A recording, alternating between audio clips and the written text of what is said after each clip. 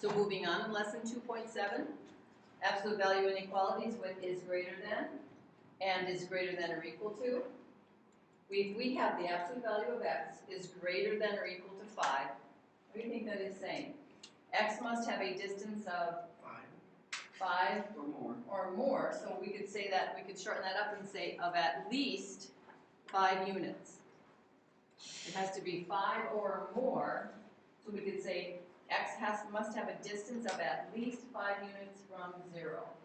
Can anybody give me an example of some numbers whose distance is at least 5 units from 0? Remember, we use our hand. What do we call them?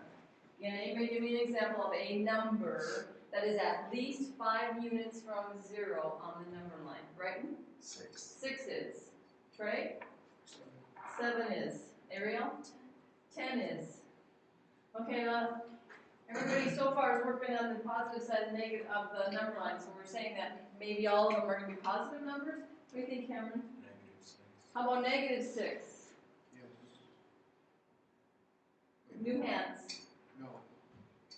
At least any number on the number line that's at least 5 units from 0. So we've heard 6 and 7 and 10 and -6. Isaac? -5. -5.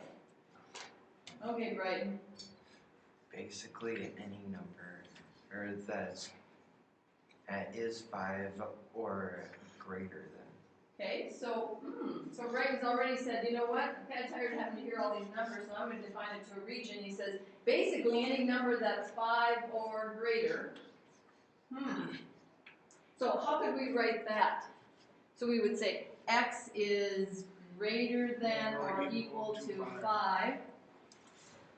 So any number that is at least 5 units away, so we could start at 5 and say 5 is at least 5 units away, and all those numbers greater than 5 are at least 5 units away. So are they the only ones on the number line that are? Yes. Well, what about those people who said that -6 would be okay and -10 would be okay? Maybe I didn't hear -10, I might have made that one up. So is there another region of numbers that would qualify also? Yes. Where is it at? -5. -5, -6, -7. So tell me how we can describe all those numbers. Less than or equal to Less than or equal to -5.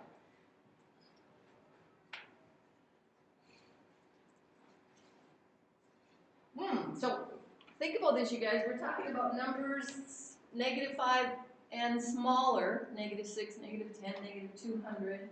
And then we got those numbers over here that start at 5 and go that way, 6, 10, 20 million. Is this an and or an or? Going that way and that way. Or. This is an or, isn't it? So we're going to set up or compound inequalities today to be able to get rid of the absolute value bars. Okay, let's look at one more. The absolute value of 2x is greater than 8. This is really saying that 2x must have a distance of At least. At least, can it be 8? It says more than 8. No, more than. More than 8 units from 0.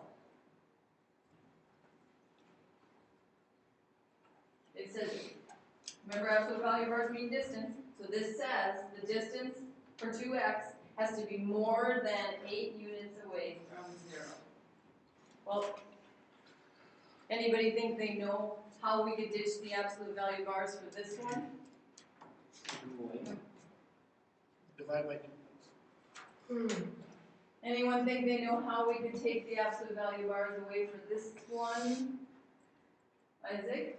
Divide by 2. No, I didn't say solve it for me. All I want to do is get rid of the absolute value bars. Just like yesterday, we did something to be able to get rid of the absolute value bars. Then we went to work solving. Josh? Oh.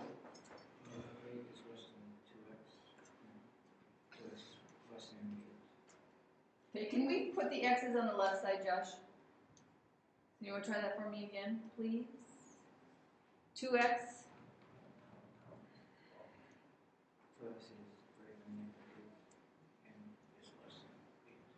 Or no, we can't make this one into an and we can't combine them together. We have to write two separate ones.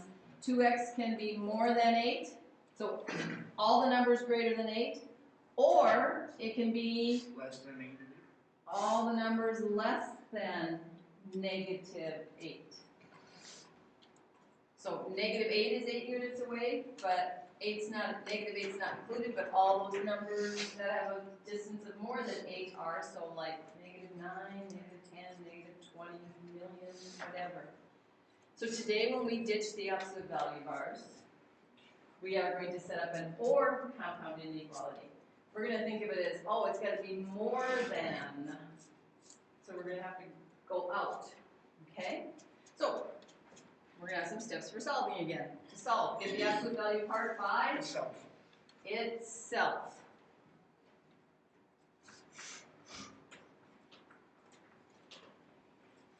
Okay, read that next statement, see if you think silently to yourself. Think of what kind of compound inequality are we going to set up today? Rose. Or. We're going to set up an or compound inequality today. And then we'll finish solving both simple inequalities if it isn't just x. In other words, if it doesn't already say, like the first one did up there, the first one, the x was already by itself once we ditched the absolute value bars. So we would say that's our solution. In the next one, x wasn't by itself when we ditched the absolute value bars, so we would have to get x alone, and we would do that dividing by 2 that somebody mentioned. Okay, it looks like the first one we're going to do is that one. So, let's set it up. Now, typically, people, just to make it easier for you for graphing, I would think of it like this. The negative numbers are on the left side of the number line, and the positive numbers are this way. So when you set up your or compound inequality, I suggest you start with the negative simple inequality first, and then put the positive one second. So could we rearrange, we notice how we had it up there, can we make this one instead? 2x is less than negative 8, or 2x is greater than positive 8. So in other words, use the is less than one and the negative number first. Make that your first simple inequality, and then do the other one. So now we will show work. We will write 2x again and divide it by 2. And we'll just take one simple inequality at a time. We won't worry about, we're going to just kind of like divide this. That or is going to come down in the end. We're going to have x, because those 2's will cancel out. And what will we have here? Negative 4. Negative 4. Now we'll go over and solve the other one. 2x gets divided by 2 again. 8 gets divided by 2. And we have x by itself is greater than 4. And we put the word or in between. So when we do it that way, now it's ready. The compound inequality algebraically is going to look just like it will on the graph too. So we will make our number line with our negative 4 and our positive 4 on it. Those are our endpoints. Are negative 4 and positive 4 included? No. They're not, so we're not going to shade them in. The numbers less than negative 4 go to the left of negative 4. The numbers greater than positive 4 go to the right. Typically, remember we said an OR graph looks like this, doesn't it? It goes out from the endpoints. So we are saying any number smaller than negative 4 and any number greater than positive 4 will make that absolute value inequality true. Any questions on that one? Okay, what's the difference between what number 1 looked like and now what number 2 looks like? Trey? 2 is being multiplied. No, x is being multiplied by 2, so we have to divide by 2. Okay, the absolute value of x is being Yes. multiplied by 2, isn't it? So is the absolute value part by itself right now? No. No, so we have to get it by itself. So in this one, we aren't ditching the absolute value bars yet. All we're doing is saying, you know what? The absolute value expression is being multiplied by 2, so I gotta get that out of there. So we have to do the first step this time, which says, get the absolute value part by itself. So the absolute value of x is being multiplied by 2. So we will divide both sides by 2 so that we can get it by itself. Notice the absolute value bars haven't gone away yet. We have not done the step of getting rid of those. We were just getting the absolute value expression by itself. So now that it's by itself, now we can say, oh, x has to be more than 1 unit away from 0. So what would our compound inequality be for this one? What would our compound inequality be to get rid of the absolute value bars for this one?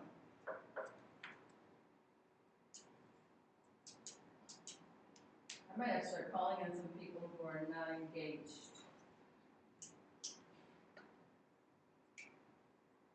Rose, help us out. What do you think it's going to be? X is less than -1, or x is greater than 1. Yeah. X is less than -1. All the numbers that are more than 1 unit away from 0 in that region, they're all less than -1. The other ones are all greater than +1, and that's an OR situation. So are we ready to graph this, or is this our solution, in other words, or do we need to do more? Yes. Essentially. This is our solution. Remember when x is already by itself? That's our solution. We don't have to do that last step. So now we can just graph it. Are -1 and +1 included? No. Do you all agree with Isaac? Yes. Should we shade in those circles? No, No, we shouldn't. Because why? There's, because it's not included. Because why isn't it included? there's no equal sign. There's no equal to bar, that's right. Okay.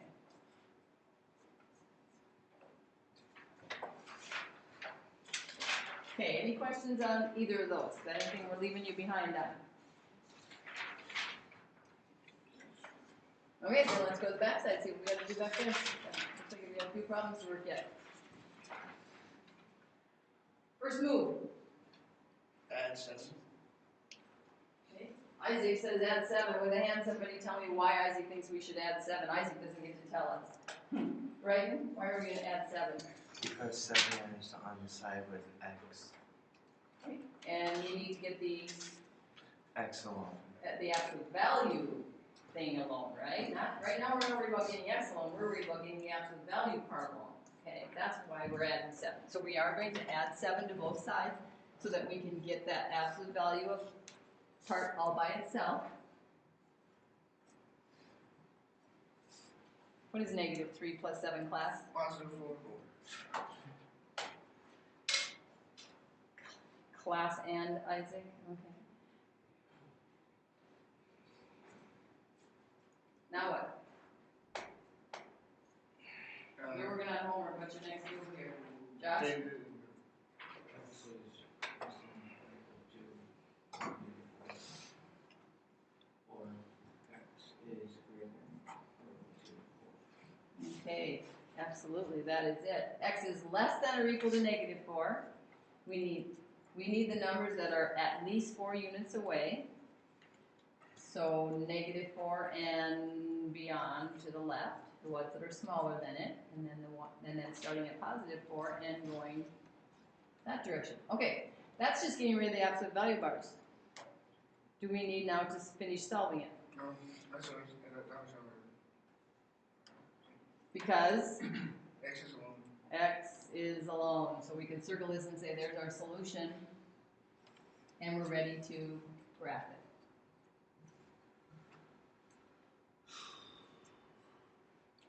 Mia, do you want me to color the circles in this time? Yes. Okay, thank you. Because, Is that absolute value bar? no, because of the The equal to equal to bar. That would be our reason for doing it. Okay, and all the numbers greater than 4, all the numbers less than -4.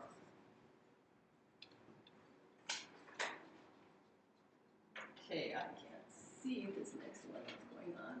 Okay. So, in our next one, Dakota, tell me, do we have to get the absolute value thing by itself? Okay, in this one, in number 4? Or is it already there? It's already by itself. It's already by itself, isn't it? So Riley, what step are we gonna go straight to? I'm still finishing it. Oh, you are, okay. Yeah, I know. So Cameron, what step are we gonna go straight to doing then?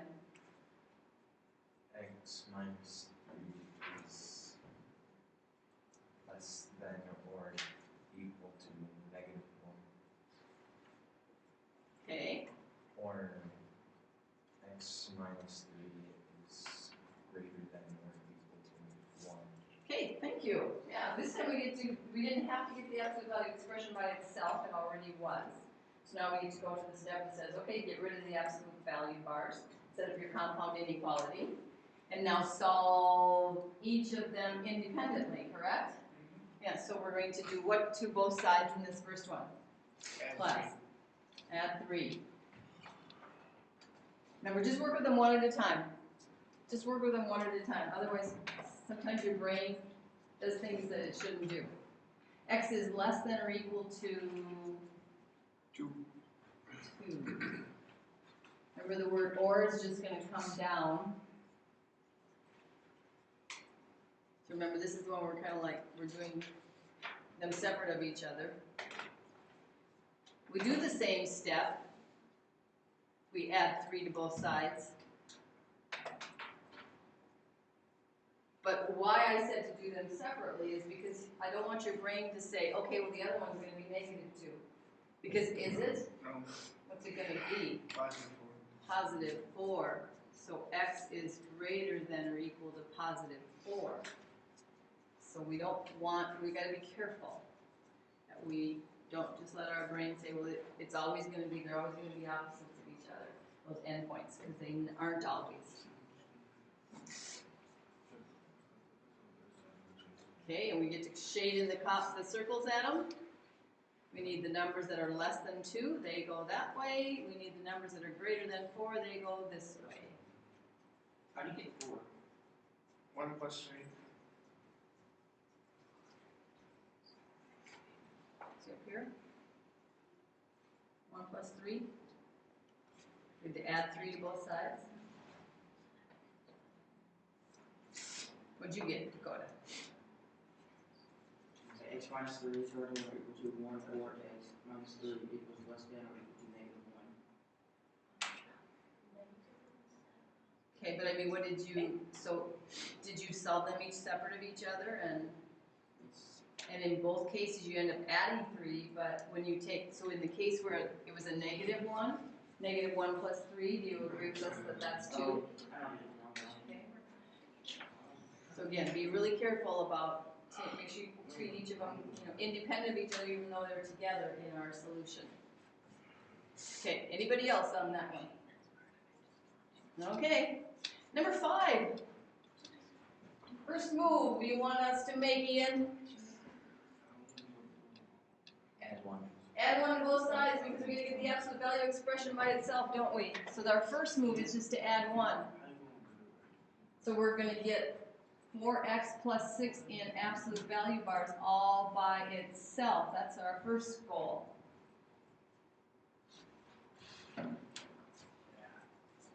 Okay, now we want to ditch the absolute value bars. Who's going to be my brave soul that has not spoken up in here yet today? Who's going to be my brave soul that's going to set up our compound inequality that will ditch those absolute value bars? I don't have very many who haven't spoken up. Isaac, of course you've spoken up. Yes, you have, Trey. Riley, you're getting a chance. Malcolm, you're getting a chance. Ariel, you did. Emerson, you're getting a chance. Seth, you're getting a chance. Who wants to take their chance? I will. Here I am. Come on, I need the people who haven't talked to us yet today. I just pointed you out. Come on, be brave. I'll do it. You already have. I don't talk much though. Oh, come on, it's okay. It's safe in here. We're not gonna do anything if you're wrong. You don't go. Okay, Riley. Gave me no choice but just to call on you. Go. What would you do? You're doing your homework. What would you do here? 4x plus 6 is less than negative 10. Absolutely, that's right. Or 4x plus 6 is greater than 10. yeah. Okay, thank you. Okay, so we set up our compound inequality statement that ditched the absolute value bars for us, and what did I say? We're going to solve them independent of each other, right? So we kind of say, you know what, let's just do this to help divide those guys up. What are we going to do to both sides of the inequality? 4x plus 6 is less than negative 10. Subtract 6. Subtract 6. Okay. We now have 4x is less than Negative 16. negative 16. Now we divide both sides by 4.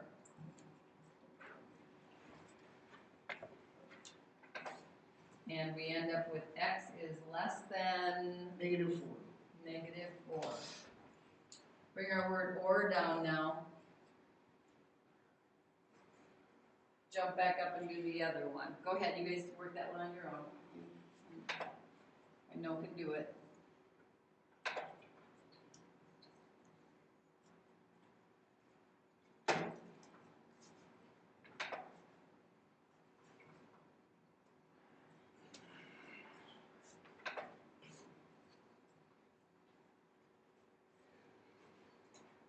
If you want to make sure that you have the correct algebraic inequality statement before you graph it, you might want to look up here and make sure that you agree with me, and then you can go ahead and get it graphed too.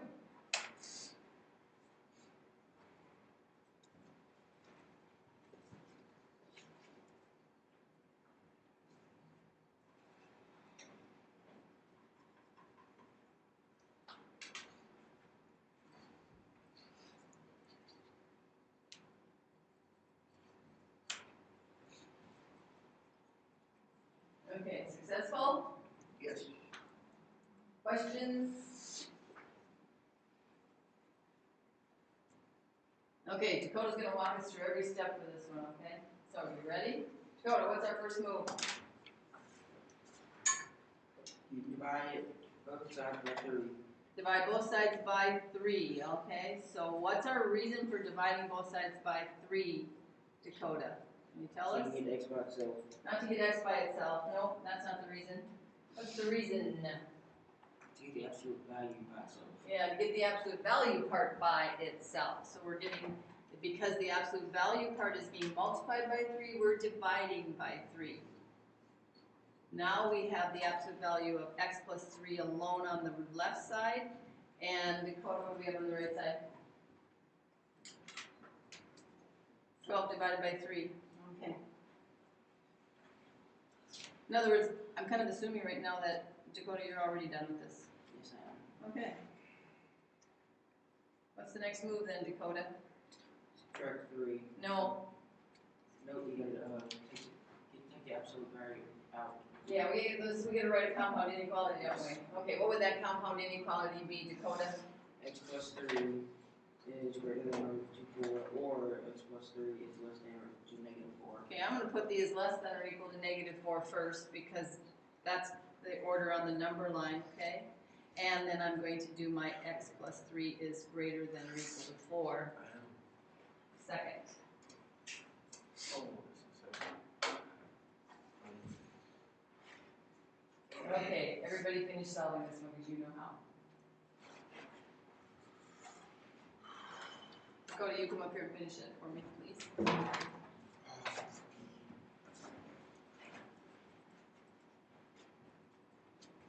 You can just hold that in your hand.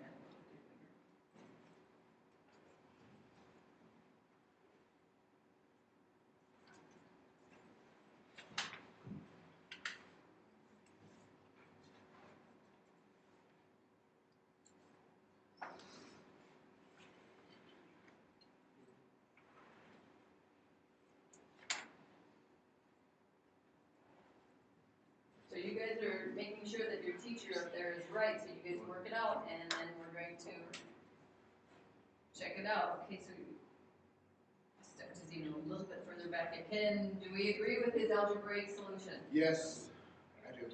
Trey does. Isaac does. Do we agree with Dakota's algebraic solution? Don't worry about graphing it yet. We want to make sure we have the right algebraic solution. Okay, Rose does. So now we can go ahead and graph it. Okay, go ahead and graph it, Dakota. And